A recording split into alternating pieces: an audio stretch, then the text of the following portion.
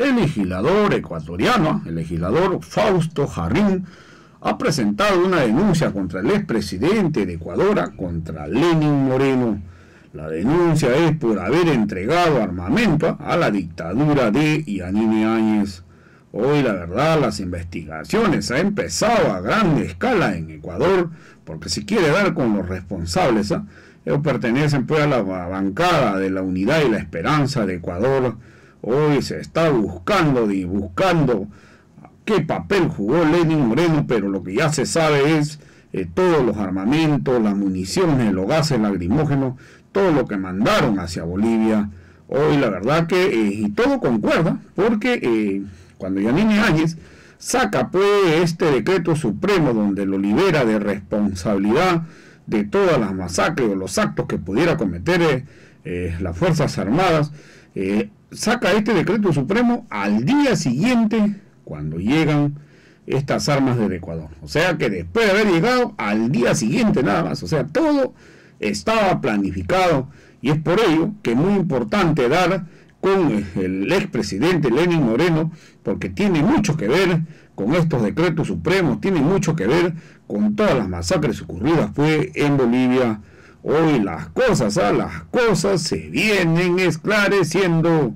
Vamos a escuchar esta entrevista que dio pues el legislador ecuatoriano Fausto Jarrín.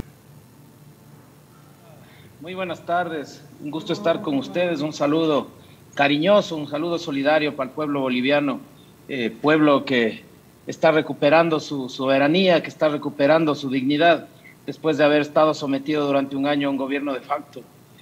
Como no puede ser de otra manera, al conocer los detalles de esta intervención del gobierno del Ecuador, con la consecución final del golpe de Estado y con la represión que el gobierno de facto de Yanine Áñez generó en contra de la ciudadanía en el pueblo de Bolivia, inmediatamente nosotros iniciamos la búsqueda de información y empezamos a monitorear los medios de comunicación, las redes sociales. Nos empezamos a encontrar con un sinnúmero de hechos que ya en el hermano pueblo de Bolivia se estaban confirmando, ratificando.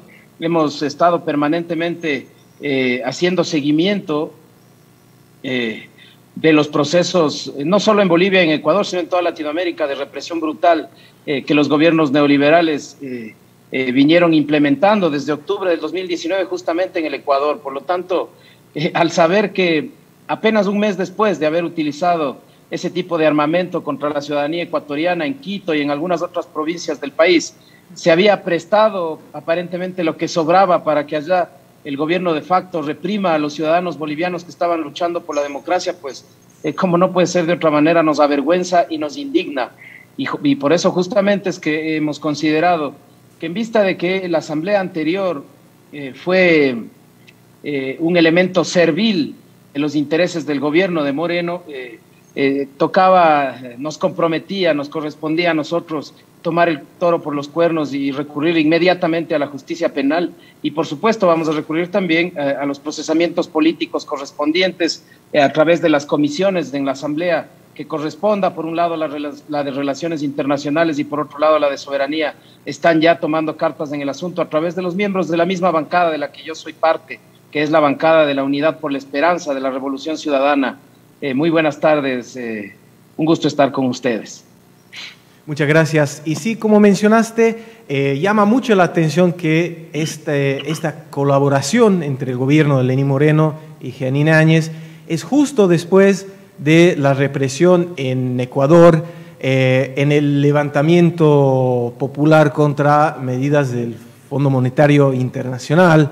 Y para la gente acá, para que sepan un poco con quién estaba trabajando Bolivia en ese momento, ¿cómo ha sido esos días de revuelta, de represión? Tengo entendido también hubo varios muertos en ese periodo. Efectivamente, mira, el Ecuador venía pugnando en esta discusión sobre los subsidios a los combustibles ya desde hace varios años. En el gobierno de la Revolución Ciudadana, a través de un sinnúmero de políticas de soberanía, se logró sostener esos subsidios para no afectar a los más pobres, a los más débiles, tomando en cuenta además que el Ecuador es una economía dolarizada. Hubiese sido muy complicado eliminar este subsidio y se lo logró sostener. El Fondo Monetario viene intentando que esto suceda en varios países, entre ellos el Ecuador, desde hace muchísimos años. Pues una vez que Lenín Moreno toma la opción de estafar su plan de gobierno, de traicionar a sus votantes, inmediatamente ingresa en esos procesos de negociaciones. En los primeros días del mes de octubre del año 2019 procede sin ninguna socialización, sin ninguna discusión, sin ningún diálogo, a eliminar los subsidios a través del famoso decreto 883, decreto que inmediatamente genera el levantamiento de los gremios del transporte que 2 o 3 días después, además de que ya encarcelaron a varios de sus dirigentes, decide levantar la medida, pero no sirvió sino que para que la CONAIE, que es la organización o la Confederación Nacional de Nacionalidades Indígenas en el Ecuador, apoyada además por los barrios, por los suburbios, por la gente más pobre, por supuesto, en un sinnúmero de ciudades, sobre todo en Quito, decida tomarse la ciudad capital del Ecuador. Tuvimos 10 o 12 días de incesante batallar popular en las calles de Quito y en otras ciudades cerca a Quito. La ciudadanía fue reprimida de forma violenta. El gobierno movió su sede desde Quito a Guayaquil para poder sostenerse en Guayaquil. Cerraron los ingresos con volquetas y con material pétreo de los municipios cercanos, digamos, aliados al gobierno de Moreno, para evitar que el pueblo ecuatoriano llegue al presidente y se declare vacante el cargo. Recurrieron absolutamente a todas las formas posibles de atropello y de violencia contra el derecho a la resistencia. Lamentamos al menos la muerte de 11 ciudadanos, lamentamos al menos la pérdida de 1 o 2 de sus órganos oculares en alrededor de 35 o 36 ciudadanos. Lamentamos en su momento 1.120 detenidos, 1.130 desaparecidos, 600 procesos iniciados. Fue realmente 15 o 20 días de represión brutal. Los últimos días, el 13, el 14, el 15 mismo de octubre, se utilizaron bombas lacrimógenas caducadas. ¿Y por qué traigo esto a colación? Porque va de la mano de lo que comentas tú sobre la coordinación entre países. La exministra de Gobierno, María Paula Romo, que es una de las acusadas también de haber sido parte de la negociación de este préstamo de material antidisturbios al gobierno de facto de Áñez, fue cesada en su cargo a través de un juicio político, entre otras razones justamente por la utilización de estas bombas caducadas. Cuando se le preguntó en la asamblea, cuando ella fue a hacer su defensa en la asamblea de su gestión, ella explicó que se habían terminado las raciones de bombas lacrimógenas en el país y que le habían solicitado al hermano país de Colombia que apoye con dotación exactamente la misma figura, pero claro, acá con el agravante de que el Ecuador, en cambio, le prestó bombas lacrimógenas a un golpe de Estado, a un gobierno de facto, para usarlo contra el pueblo que estaba luchando por la democracia. Acá, para bien o para mal, el gobierno de Moreno era un gobierno electo democráticamente, no llegó al poder por la vía de la dictadura ni por la ruptura de los poderes del Estado. Entonces creo que ahí hay diferencias abismales entre lo que se estaba haciendo. No me llamaría la atención, y por eso hemos solicitado además que se investigue también eso, que esas sean esas mismas bombas que nos prestó Colombia las que luego fueron a parar en Bolivia. Es decir, había una estructura regional de coordinación para someter a los pueblos a través de la violencia entre justamente los países miembros de ese denominado Grupo de Lima, que ahora ya se quedó sin Lima, pero que tenía asidero en Brasil, en Colombia, en Ecuador, en Chile y también en Paraguay. Así que sí es muy preocupante, hacia allá va dirigida la denuncia. Eso es lo que estábamos viviendo en el Ecuador. El día 15, el día posterior al levantamiento del paro, aquí en el Ecuador estaba aterrizando un avión de la Fuerza Aérea Boliviana para regresar con municiones. Y al otro día, ustedes lo saben mejor que yo, la dictadora emitió el decreto que permitía que no haya responsabilidades posteriores para militares y policías en la represión al pueblo. Así que todo está conectado, todas son fechas, son momentos, son actos, todos tienen relación y todos estaban relacionados con esa intención regional de evitar que los gobiernos progresistas se mantengan en el poder y que el pueblo pueda decidir por sí en democracia. Sí, y bueno, el día ayer representa el primer aniversario, un año desde la masacre de Sacaba, que ha sido la primera masacre del gobierno de facto a la cabeza de la señora Áñez. Y cuando estas imágenes de la represión en Bolivia, del golpe de Estado en Bolivia llegaban a Ecuador, ¿cómo se veía allá en su país? ¿Qué era la respuesta tal vez de organizaciones sociales? ¿Cómo se sentía? Nuestro país, al igual que el resto de países latinoamericanos, impulsados por los poderes hegemónicos del mundo, han llegado a una situación de polarización muy compleja.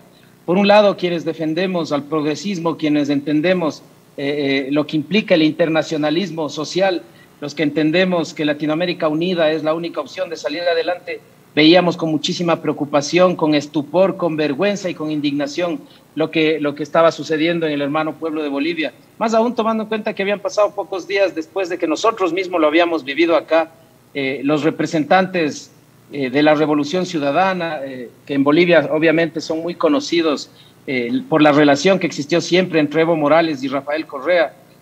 Hemos sido durante estos 4 años perseguidos judicialmente, tenemos un ex vicepresidente preso, tenemos varios compañeros refugiados, asilados.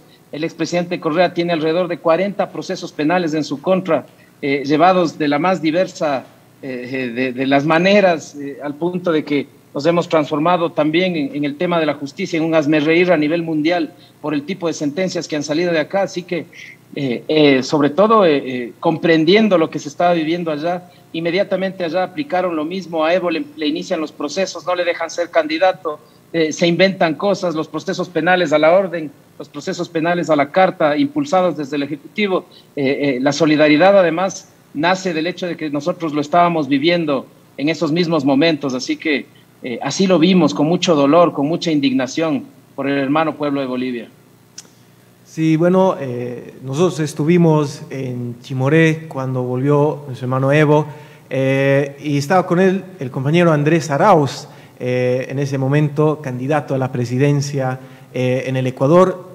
No ha salido ganador, pero me parece que con este gobierno que tiene el Ecuador a la cabeza de Guillermo Lasso, un presidente neoliberal, si intenta imponer medidas intolerables para la población, ¿qué crees que sería la respuesta? Me parece que Ecuador es un país bien luchador y no se va a dejar ser abusado por un gobierno de esa manera. El pueblo ecuatoriano ha demostrado en más de una ocasión que es un pueblo pacífico, es un pueblo afable, es un pueblo alegre, pero también sabe defender sus derechos. Ya estamos siendo, por decirlo de alguna manera, advertidos, por no decir amenazados. En los recientes cambios de mando que encabezó el presidente Lasso, junto a los generales que dejan el cargo y los que asumen el cargo, ya le están diciendo a la población que no van a aceptar insurgencia, que no van a aceptar el enemigo interno. Ya nos están amenazando con represión. Sabremos darles la cara como corresponde a esas decisiones antipopulares y sabremos estar donde corresponde para defender a los más pobres de la patria. Pero sí, vamos a tener dificultades, lo están anunciando, lo vienen anunciando, sabemos lo que vamos a tener que hacer, sabemos que esta lucha no es fácil y contamos además con el apoyo y la ayuda de nuestros hermanos latinoamericanos. Perfecto, muchísimas gracias por estar con nosotros, por expresar esa solidaridad también con el pueblo que está buscando justicia por lo ocurrido el año 2019. Tal vez un último saludo para la gente acá en Bolivia que nos está escuchando y que también ha hecho mucho seguimiento a las elecciones de Ecuador, mirando hacia el candidato Andrés Arauz con mucha esperanza. ¿Qué sería tal vez un último mensaje al pueblo boliviano? Insistir en la solidaridad y en el agradecimiento por todas las muestras de apoyo que nos han dado también ustedes. Yo voy a procurar además trasladarme a Bolivia, espero tener las posibilidades concretas de generar visitas oficiales para poder coordinar con los legisladores, con los miembros del gabinete que están haciendo seguimiento a estas denuncias, para poder regresar a mi país con la mayor cantidad posible de evidencia y pruebas, porque esta forma de intervenir en la democracia de otros países Nosotros no la vamos a permitir, nos indigna igual que a ustedes, y ese es el compromiso que asumo como latinoamericano, como hermano de los bolivianos.